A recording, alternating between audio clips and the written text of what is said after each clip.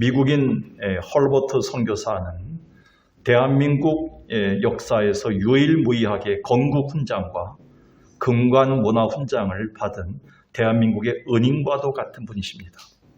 그는 1910년 경술국시로 조선이 합병되자 고향인 미국으로 돌아갈 수밖에 없었지만 광복 이후 1949년 86세 고령의 몸으로 다시 대한민국으로 돌아와 순교하였습니다. 그가 다시 한국 땅을 밟으면서 이렇게 말했습니다. 나는 죽을 때까지 한국을 위해 싸울 겁니다. 나는 웨스트민스터 성당보다는 한국 땅에 묻히기 원합니다.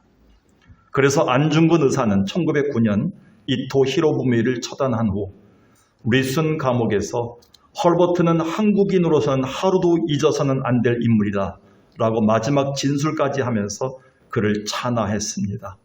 아마 한국에 파송됐던 선교사들 통틀어 볼 때 이분보다 한글의 우수성을 알리고 아리랑 노래를 알리고 그리고 조선을 사랑한 선교사는 없었을 겁니다. 그래서 제가 양화진 외국인 묘소를 방문할 때마다 늘 헐버트 선교사 앞에서 발걸음을 머무는 이유가 있습니다. 왜냐하면 이분이야말로 무엇보다도 그의 삶을 통해서 하나님이 받으시는 아름다운 소망에 열리는 그림자가 아닌가. 하나님의 소망의 열매를 드린 자 누구보다도 헐버트 선교사라고 생각합니다. 아프리카 선교의 아버지라 불리는 데이빗 리빙스턴의 묘비명에는 이렇게 적혀 있습니다. 우리 마음을 늘 울리게 되지요. 하나님의 사랑에 응답하여 아프리카에서 멋지게 살다가 아주 멋지게 죽은 자가 여기에 머물다. 지금에 이르기까지 아프리카 사람들은 데이빗 리빙스턴이야말로 아프리카를 주님께 그 열매로 온전히 드린 자라고 이렇게 찬양하고 있습니다. 그런 점에서 볼 때 하찮고 죄 많은 여인이었지만 그 미천한 여인의 섬김을 주께서 아주 기쁘게 받으시고 그 이후에도 그 열매를 성경에 기록해서 후대에 기린 여인이 있습니다. 그 여인이 보인 헌신이 주님만을 위한 오직 주만을 위한 소망의 열매를 드렸기 때문이라는 생각이 듭니다. 그 여인이 누굽니까?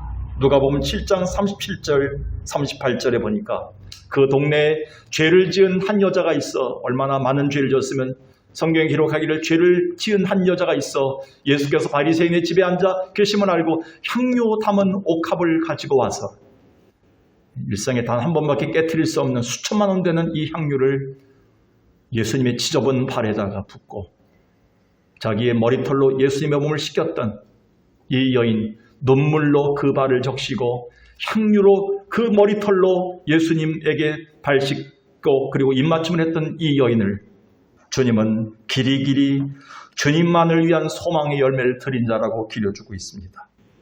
우리가 알다시피 이 여인의 섬김에는 그녀의 모든 것을 최상의 열매로 드리는 헌신이 담겨져 있습니다. 사실 이것은 우리가 주께 드릴 소망의 열매라고 생각합니다. 우리는 그동안 살면서 내가 받을 상급이나 응답에만 집착을 했지 정작 내 모든 삶의 인생 여정을 인도하시고 그 가운데 베풀어 주신 주께 드릴 열매는 별로 생각하지 않고 이 가을을 보낸 것 같습니다. 내가 이만큼 일했는데 내가 이만큼 봉사했는데 이 교회에서 이 정도까지 일했는데 하나님이 어떤 보상을 주실까? 천만의 말씀 만만의 말씀입니다. 우리의 신앙의 성숙은 거기서 나오지 않습니다. 이제 우리는 주님 나라 갈 때까지 주님이 기뻐하시는 소망의 열매를 어떻게 드려야 될까? 지금까지 내 인생과 가정을 인도하신 교회를 인도하신 하나님께 우리의 소망의 열매를 어떻게 드릴까? 이 고민하면서 이제는 살아야 됩니다. 그게 바로 11월입니다. 이 시간에 이 찬송 두 절만 한번 같이 부르면서 내 인생 여정 끝내요. 다시 한번 우리 자신이 11월을 들을 수 있는 이 찬양이 되길 바라겠습니다. 내 인생 여정 끝내어 강 건너 언덕 이를 때 우리가 죽게 하는 고백, 이 신앙의 고백이 뭐겠습니까? 이 열매를 드려야 됩니다. 찬양하겠습니다. 1절, 3절만 부르겠습니다.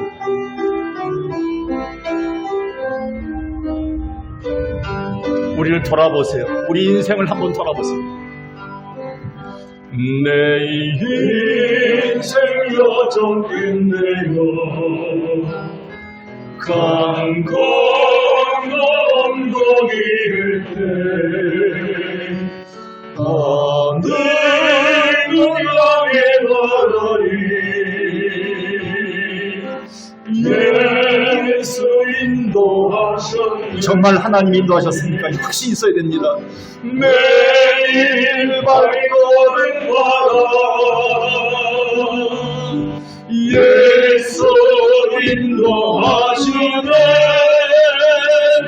나의 보고 온 죄짐을 모두 벗고 하는 말 예수 인도하셨네. 가시밭길도 하나님 인도하셨습니다. 이 거친 밝고 인생을 3절입니다. 나다니며 갈 때에 시험을 관람하리라. 예수 인도하셨네. 아멘. 매일 발걸음마다 아멘. 예수 인도하셨네. 나의 무거운 죄짐을 모두 벗고 하는 말 예수 인도하셨네. 아멘. 이렇게 우리가 이 가을에 드릴 열매 중 최고의 열매는 주께 드릴 소망의 열매가 아닌가요? 그런 면에서 오늘 본문이 주는 의미는 매우 큽니다. 지금 이스라엘 백성들은 40년 광야 생활을 마치고 약속의 땅 가나안 땅 앞에 서 있습니다. 하지만 그들 앞에는 아직 넘어야 할 큰 관문이 기다리고 있었는데 바로 난공불락의 성이라 할 수 있는 여리고 성벽이었습니다. 이에 여호수아는 그 성을 정탐하기 위해 2명의 정탐꾼들을 보냅니다. 그들은 여리고 성 위에 자리 잡은 기생 라합의 집에 올라가서 일찌감치 그 성을 살피기 시작합니다. 근데 불사 이들은 여리고 거민들에게 들킴으로 왕이 보낸 군사들에 의해서 큰 위기를 맞습니다. 허나 기생 라합은 이방인이었지만 하나님에 대한 신실한 믿음을 가지고 있었기 때문에 목숨을 걸고 2 사람을 숨겨주고 결국엔 무사히 도망치게끔 도와줍니다. 그 결과로 라합의 가정과 그리고 그의 여리고 성은 라합의 가정은 여리고 성이 무너지는 날 구원의 은혜를 받게 되겠습니다. 다시 말해서 하나님은 이 여인의 믿음의 열매인 곧 주님께 드린 소망의 열매를 기쁘게 받으신 것이라 할 수 있습니다. 물론 이 여인과 가족 구원은 하나님의 전적인 주권에 달려있지만 하나님 이 여인의 소망의 열매를 반드시 받으셨다는 생각이 듭니다. 그래서 히브리서 11장 31절은 이 여인의 믿음을 이렇게 찬양합니다. 믿음으로 기생 라합은 정탐꾼을 평안히 영접함으로 순종하지 아니한 자와 함께 멸망하지 아니했다. 그뿐인가요? 그의 가족과 친척과 그의 딸린 모든 식구들이 다 구원받았음을 성경은 증언하고 있습니다. 그렇다면 오늘 우리 또한 이 세상에서 주님께 드릴 소망의 열매란 무엇인가요? 2 가지만 오늘 생각하고 마음에 새기고 내일부터 우리는 기도를 시작해야 됩니다. 그 첫 번째는요, 어떤 상황에서도 주님께 드리는 신앙 고백의 열매라 할 수 있습니다. 이런 의문을 가져봤습니다. 왜 주님이 베드로가 그렇게도 다혈질이고 그리고 배신도 때리고 예수님 마음을 힘들게 했음에도 불구하고 베드로를 끝까지 참으시고 베드로를 사람 만들어서 베드로의 인생을 받으셨는가? 그 대답은 베드로의 말, 그의 신앙 고백의 열매에 있었습니다. 마태복음 16장 16절 18절에서 이렇게 얘기합니다. 베드로가 대답하여 이르되 주는 그리스도시요 살아계신 하나님의 아들이십니다. 예수님이 얼마나 기뻐하셨던지 18절에 베드로야, 네 신앙 고백한 그 반석 위에 너의 그 신앙의 고백 위에 내가 교회를 세우겠는데 이 교회는 음부의 권세가 이기지 못한 사탄 마귀를 이길 수 있는 교회를 세우겠다 이렇게 얘기합니다. 이것뿐인가요? 그 이전에도 베드로는 신앙 고백으로 주님 마음을 아주 기쁘게 해드렸습니다. 누가복음 5장 5절과 8절을 보겠습니다. 시몬이 대답하여 이르되 선생님, 우리들이 밤이 맞도록 수고했으되 잡은 것이 없지만은 말씀에 의지하여 내가 그물을 내리리다 하고 이를 보고 예수의 무릎 아래 엎드려 이르되 주여 나를 떠나서서 나는 죄인이로소이다. 이 고백이 얼마나 훌륭한 고백인지 아십니까? 사실 베드로의 이 신앙 고백 속에는 하나님에 대한 철저한 주권 사상과 자신의 부족함에 대한 철저한 자기 발견이 담겨 있습니다. 또한 각각 고백의 배경을 살펴보면 로마 황제 숭배의 극치였던 가이사랴 빌립보 지역의 한복판에서의 신앙 고백이었습니다. 그리고 인생의 바다 한복판인 처절한 실패의 현장에서 주님 앞에 드린 소망의 열매이자 신앙의 고백이었습니다. 그런데 무엇보다도 제가 볼 때는 성경 안에 기록된 최고의 신앙 고백이자 소망의 열매였다면 극심한 혼란에서 욥이 드렸던 신앙 고백이라고 저는 생각합니다. 욥기 1장 21절에 보면 주님이 흡족할 만한 그의 신앙이 들어가 있습니다. 이르되 내가 모태에서 알몸으로 나왔사온즉 또한 알몸이 그대로 돌아올지라. 주신 이도 여호와시요 거둔 이시도 여호와시니 여호와의 이름이 찬송을 받으실지이다. 우리 또한 자녀를 키우다 보면요, 어떤 때는 정말 미울 정도로 보기 싫을 때가 있습니다.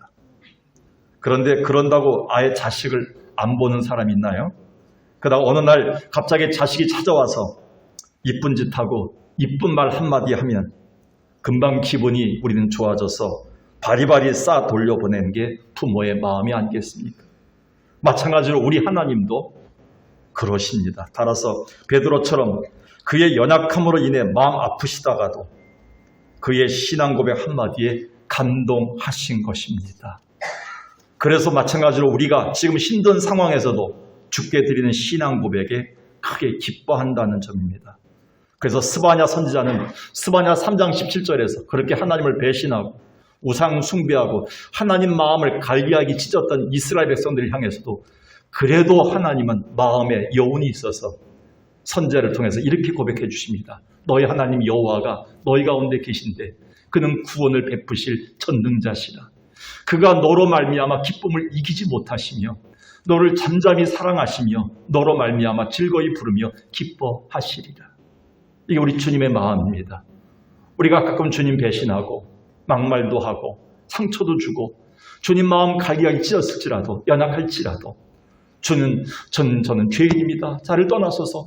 힘들지만 제가 힘들지만 오늘부터 말씀대로 그물을 내리리다 하고 나의 부족함을 내놓고 무릎 꿇는 우리를 주께서 기뻐하시고 우리를 어여삐 여기하시고 오늘도 하나님의 사랑으로 바리바리 싸서 은혜로 바리바리 싸서 오늘 여러분의 가정에 보낼 줄로 믿습니다. 이 하나님이 지금도 살아계시고 우리의 어려운 가운데 나와서 드리는 찬송과 기도와 말씀을 통한 신앙 고백을 지금도 듣고 계십니다. 하나님은 들으신 하나님의 어려운 중에서도 신음 속에서도 주님하고 주님 찾는 여러분의 고백을 주님 듣고 계시다는 거예요. 그래서 우리는 여기까지 살아온 거예요.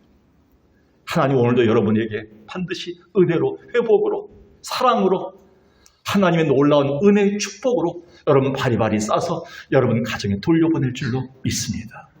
하나님 앞에 신앙 고백은 살아있어야 돼요. 어떤 상황에서도 신앙 고백이 살아있어야 됩니다. 여러분.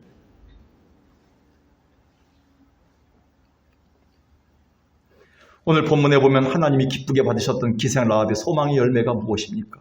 10절, 11절을 보십시다. 라합이 이렇게 얘기합니다. 정탐꾼들에게. 여호와께서 너희 앞에서 홍해물을 마르게 하신 것, 그리고 시온의 왕과 그리고 아모리 사람의 두 왕, 그 왕을 너희들이 전멸시킨 것, 이건 하나님이 하신 일이다. 우리가 들었다. 하나님이 하셨던 그 기적과 은혜를 듣기만 하고 끝나지 않았습니다. 11절에 이렇게 얘기합니다. 내가 보니 너희 하나님 여호와는 위로는 하늘에서도 아래로서는 땅에서도 하나님이다. 이전 성경에는 상천하지에 하나님뿐이 없다. 하나님만이 구원할 수 있다. 하나님만이 할 수 있다. 하나님만이 내 인생과 여러분의 인생을 인도할 수 있다. 우리의 미래를 책임질 수 있다. 고백한 거예요. 하나님 이 여인의 고백을 기생 라합이었지만 받으신 거예요. 그래서 그와 그의 가정과 그에 속해 있는 모든 권속들을 다 하나님께서 구원의 반열에 올려놓으신 거예요. 우리는 대단한 사람들이에요. 혼자 온 게 아니에요. 여러분 혼자 와서 신앙 고백하는 게 아니라 혼자 찬양하는 게 아니라 여러분의 자손 미래까지도 달려있는 생명의 줄을 여러분이 갖고 오신 거예요. 예배 한번 올 때마다 여러분들 이런 자부심 갖고 오셔야 돼요. 우리 가족들과 우리 남편과 우리 아내와 내 자손 대대까지 하나님 내가 줄고 왔습니다. 여러분의 신앙 고백을 주님 듣고 계십니다. 하늘과 땅을 호령하시는 유일한 하나님을 높였던 라합을 받으신 것처럼 하나님도 여러분의 거룩한 입술의 열매를 받으시길 원하십니다. 그래서 여호수아 2장 9절 13절에 보니까 라합이 이렇게 얘기합니다. 라합이 지붕에 올라가서 그들에게 이르되 여호와께서는 이 땅을 너에게 주신 줄로 내가 아노라. 지금 내가 살고 있는 이 땅, 이 집, 이 모든 누리는 것은 내 것이 아닙니다. 바로 하나님 것입니다라는 고백이에요. 이건. 여러분 그런 고백할 수 있습니까? 이 멋진 고백하고 죽어야 돼요. 인생은요. 내 겁니다. 내가 다 구했습니다. 내가 열심히 일해서 했습니다. 새빠지게 일했습니다. 이런 얘기하면 안 돼요. 다 하나님 겁니다. 그리고 13절에 이렇게 얘기합니다. 내 생명, 부모 생명, 우리 자식 생명 다 하나님께 달려 있습니다. 하나님만이 구원할 수 있습니다. 살려주세요 라고 얘기합니다. 하나님 이 신앙을 얼마나 귀하게 여기셨을까요? 그래서 여호수아가 약속의 땅인 가나안 땅에 들어가 마지막 일생을 마칠 때 숨이 꼭꼭 넘어가는 마지막 순간에 당당하게 하나님만 높이는 신앙 고백으로 자기 백성들이 신앙 고백을 끌어내지 않았습니까? 지난주도 읽었지만 여호수아 24장 15, 29절 보면 여호수아가 숨이 꼴깍 넘어가면서 마지막 죽는 순간에 이렇게 외칩니다. 너희가 지금 우상 숭배할 때냐? 너희가 섬길 자를 오늘 방금 지금 택하라. 오직 나와 내 집은 여호와 하나님만 섬기겠노라. 그리고 29절에 이 마지막 신앙 고백을 하고 그는 주님 나라 갑니다. 멋지지 않습니까? 여러분의 마지막 여러분의 고백이 뭐겠습니까? 마지막 여러분이 이 땅에 살면서 여러분의 마지막 고백이 아프다, 힘들다, 괴롭다. 그 고백이 아니라 다 주님 것입니다. 너희도 내가 믿었던 하나님을 섬기고 평생토록 은혜를 받아라 라는 고백이 되길 주의 이름으로 축원합니다. 이 신앙 고백을 우리는 하기 위해서 예배 생활하는 거예요. 잘 죽기 위해서 신앙생활 하는 거예요. 주님 나라 잘 가기 위해서 우리가 기도하는 거예요.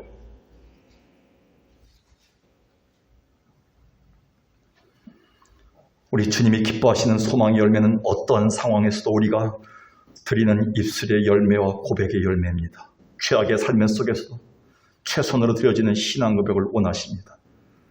오늘 우리가 당한 어려움은 너무 큽니다. 지난 한 주간 동안 대한민국 땅이 당했던 어려움과 고통은 앞이 보이지 않습니다. 광화문 광장에 가보면 답답함으로 괴로울 뿐입니다. 이게 세계에서 가장 큰 교회가 5개나 있다고 자랑할 얘기입니까? 대한민국의 4분의 1이 그리스도인이라고 자랑할 거리입니까?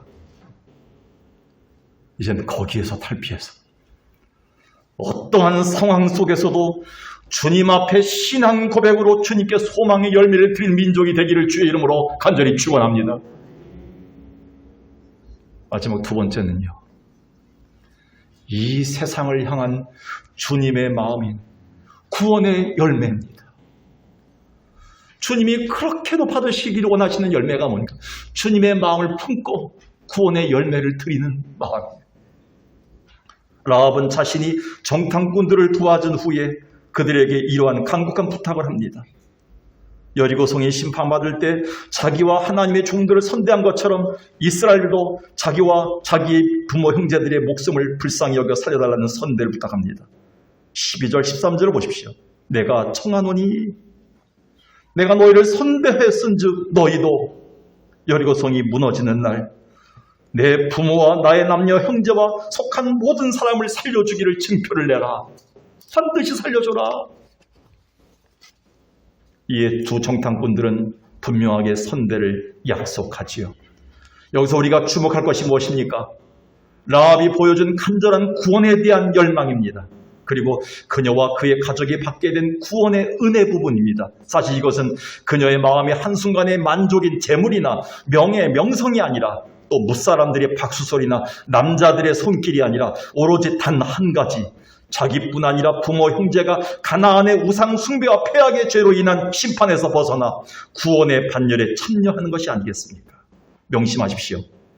이것은 곧 이 세상을 향한 우리 주님의 마음이며 주님이 크게 기뻐하시는 구원의 열매입니다. 그래서 바울은 이 주님의 마음을 품도록 기도를 권면했습니다. 요즘 시국이 어려운 이때 제가 이 디모데전서 2장을 다시 한번 꺼내면서 외우게 됩니다. 다시 외치게 됩니다. 그리고 소망 기도회를 내일부터 열게 됩니다. 이렇게 써 있습니다. 바울은 이렇게 디모데에게 얘기했어요. 그러므로 내가 첫째로 권하노니, 얼마나 급했으면 첫째로 권하노니 하면서 모든 사람을 위하여 간구와 기도와 도고와 감사를 하라. 다 기도하라는 얘기죠. 2절에도 보니까 임금들과 높은 지위에 있는 모든 사람을 위하여 하라. 이는 우리가 단정함의 신앙생활을 평안 가운데 하기 위함이다. 3절에 중요합니다. 이것이 우리 하나님 앞에 선하고 받으실 만한 열매다. 하나님이 받으신 열매가 이거라는 거예요. 하나님은 모든 사람이 구원을 받으며 진리를 아는 데 이르기를 원하시는 그게 하나님의 마음이라는 거예요. 그 마음을 펼치기 위해서 모든 사람을 위해서 기도하라. 모든 사람이 구원받도록 기도하라. 네가 혼자 천국 가서 혼자 네 안방에 앉는 게 중요하냐? 네가 예수 잘 믿고 혼자 가고 네 가족들이 혼자 가고 네 교회가 혼자 부흥하고 혼자 천국 가는 게 중요하냐? 그게 아니다. 모든 사람이 하나님이 만드신 사람들 모두가 다 이 민족이 주께 돌아오기를 원한다는 거예요. 우리가 이미 기도 중에 놓쳤던, 이미 잊어버렸던, 몇 년 전에 기도하고 놓쳤던 그 사람들까지도 다 주께 돌아오길 주님은 바라고 계시다는 거예요. 이게 교회를 세운 목적이고 내가 권사가 되고 장로가 되고 집사가 된 목적이라는 거예요. 이 목적을 왜 잃었느냐? 이 열매를 내가 받길 원한다.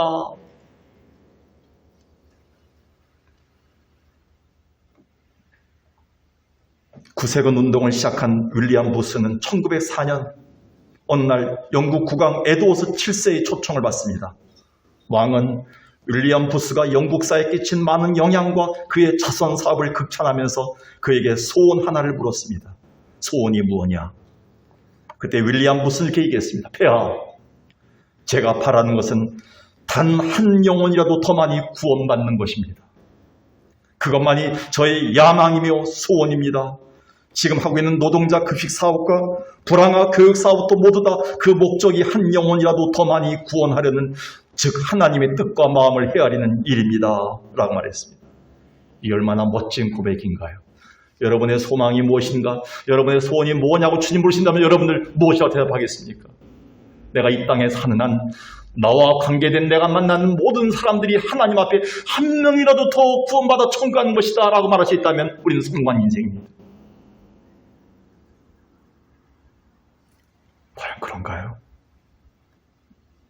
하나님이 이렇게 이 세상을 구원하시고자 하는 주님의 마음을 알고 일생을 구원의 열매를 얻는 일에 최선을 다했던 윌리엄 부스를 인류의 역사에 가장 많은 전도와 구제를 한 사람으로 선대해 주셨습니다.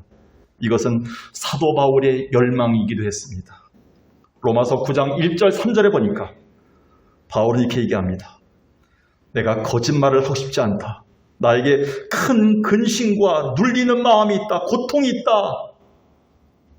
그 고통이 2절에 가서 보니까 건물을 사고 싶은데 돈이 없어서 몸이 아픈데 이렇게 얘기할 줄 알았는데 바울은 그 얘기를 하지 않았습니다. 3절에 보니까요. 속마음을 얘기합니다. 나의 형제, 부모, 혈육, 내 주변에 있는 사람들이 저주를 받아 지옥에 갈까봐 그것 때문에 날마다 고심하고 있다. 내 마음의 소원은 나와 만나는 모든 사람들이 구원을 얻는 것이다. 이 민족이 구원을 얻는 것이다. 라고 얘기합니다. 내석하게도 그동안의 코로나 사태가 우리에게 이 주님의 마음을 품고 행하는 일을 멈추게 했습니다. 그러다 보니 점차 우리가 구원의 열매를 맺는 일을 소홀히 하게 되었고 지금도 이 세상을 향한 주님의 구원 계획에 엄두를 못 내고 있습니다. 따라서 내일부터 시작할 소망 기도회는 이 가을이 지나기 전 주님의 마음을 깊이 품는 시간이 될 수 있습니다. 주님의 마음이 무엇인가?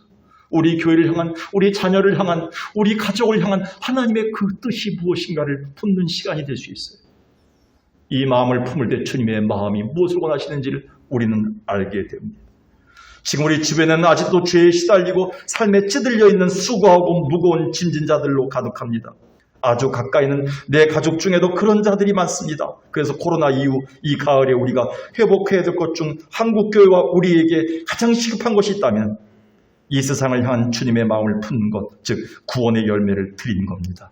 다시 전도를 열심히 하고 이웃을 구제하여 구원의 열매를 드리는 삶이 다시 나타나기를 기도해야 됩니다. 오늘 본문에서 우리가 다시 한번 지나칠 수 없는 한 분들을 살펴봅니다. 여리고성이 처참히 무너지는 그날, 라합의 집안에 있었던 모든 사람들이 생명 보존과 구원의 은혜를 얻은 사건을 우리는 봐야 됩니다. 여호수아 6장으로 넘어가겠습니다. 6장에 보니까요. 여호수아가 그 땅을 정탐한 두 사람에게 이르되, 여호수아는 이걸 정확하게 기억합니다. 하나님이 기억하셨다는 거예요. 여리고성을 점령한 날 하나님이 반드시 기억하고 있었어요. 그 선대를, 라합을. 기생의 집에 들어가서 너희가 그 여인에게 맹세한 대로 그와 그에게 속한 모든 것을 이끌어내라.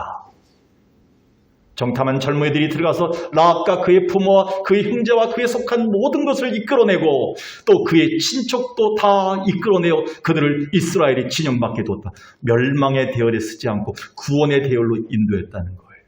25절, 여호수아가 기생 라합과 그의 아버지의 가족과 그에게 속한 모든 것을 살렸으므로 그가 오늘까지 이스라엘 중에 거주했으니 이는 여호수아가 여리고를 정탐하려고 보낸 사자들을 숨겼음이니라. 하나님 반드시 여러분의 선대함을, 하나님 반드시 여러분의 기도를, 하나님 반드시 하나님의 심정을 품고 지금도 하나님의 마음을 품고 기도하는 여러분을 하나님 반드시 기억하고 계실 줄로 믿습니다. 하나님 기억하고 계세요. 다 듣고 계세요. 알고 계세요. 하나님 앞에 마음만 보이세요. 정성만 보이세요. 하나님 앞에 내 마음을 드러내세요. 하나님 알고 계세요. 이게 단지 여호수아나 두 정탐꾼의 호의로 인한 구원의 선물이었을까요? 아닙니다. 우리 주님이 이 세상을 향해 가지신 거룩한 구원의 계획 때문에 하나님이 행하신 기적의 은혜였습니다. 오늘 이 세상을 향한 주님의 마음, 구원의 열매를 드리는 자 되기를 축원합니다. 말씀을 정리하고 싶습니다. 지금 우리는 나라 안팎으로 최악의 상황에 맞이하고 있습니다. 하나님을 믿기 힘든 때에 살아갑니다. 여기서 성경 말씀을 잘못 증거했다가 방송을 통해 나가면서 고소당할 수 있는 그런 위기 때를 살고 있습니다. 그럼에도 하나님은 이 가을에 그럼에도 불구하고 우리가 주님께 드릴 소망의 열매를 준비하라고 말씀하십니다. 오늘 본문의 주인공인 라합이 최악의 상황에서도 주님 기뻐하시는 최선의 열매를 드렸듯이 말입니다. 알다시피 이 여인은 기생으로서 몸을 파는 천한 신분이자 당시 최하급에 속했을지라도 주님께 아주 소중한 소망의 열매를 드렸기 때문입니다. 이제 우리들 차례입니다. 성경은 너무 참으로 놀랍게도 아브라함의 사건과 더불어 라합의 사건을 야고보에서 믿음의 샘플로 이렇게 본을 보이고 있습니다. 야고보서 2장 22, 24, 25절에 보니까 아브라함이 아들을 들여서 하나님께 믿음의 의를 보였던 것처럼 전혀 비교할 수 없는 천한 계급인 기생 라합을 하나님 이렇게 높여주셨습니다. 내가 보거니와 믿음이 행함과 함께 일했던 여인이 있다. 믿음의 행함으로 의롭다 하심을 받은 여인이 있다. 이게 진짜 믿음이다. 그 누구냐? 25절 이와 같이 기생 라합이 사자들을 접대하여 다른 길로 나가게 할 때 행함으로 의롭다 하심을 받은 것이 아니냐. 얼마나 하나님께서 높여주셨습니까? 여러분, 바울의 인생의 마지막이 뭐였습니까? 바울은 갈라디아서 교회를 향해서 이렇게 고백합니다. 갈라디아서 1장 24절 나로 말미암아 하나님께 영광을 돌리더라. 왜? 이전에 못된 내가 변했던 나의 모습, 변하는 나의 모습을 보고 많은 사람들이 나를 보고 하나님께 영광을 돌렸다는 거예요. 여러분의 인생의 마지막 모습이 이 모습이 돼야 됩니다. 아버지 때문에, 어머니 때문에 우리가 하나님께 영광을 돌릴 수밖에 없어요. 오늘 우리는 그렇다면 이 세상에서 주님께 드릴 소망의 열매가 무엇인가요? 어떤 상황에서도 주님께 드릴 신앙 고백의 열매를 말합니다. 힘들어도 어려워도 귀찮아도 무너져도 하나님에 대한 신앙 고백의 열매를 드려서 주님 기뻐하시기 바라겠어요. 그리고 이 세상을 향한 주님의 마음인 구원의 열매를 드리는 자 되길 바라겠어요. 우리가 이 땅을 살면서 얼마나 많이 살겠습니까? 하루하루가 급합니다. 마지막입니다. 이때 우리가 마지막까지 하나님의 그 간절한 마음인 모든 사람이 구원을 받기를 원하는 구원의 열매를 드린 자 되기를, 그래서 소망의 열매를 하나님께 들으시는 이 가을이 되기를 주의 이름으로 간절히 축원합니다. 살아계신 아버지 하나님,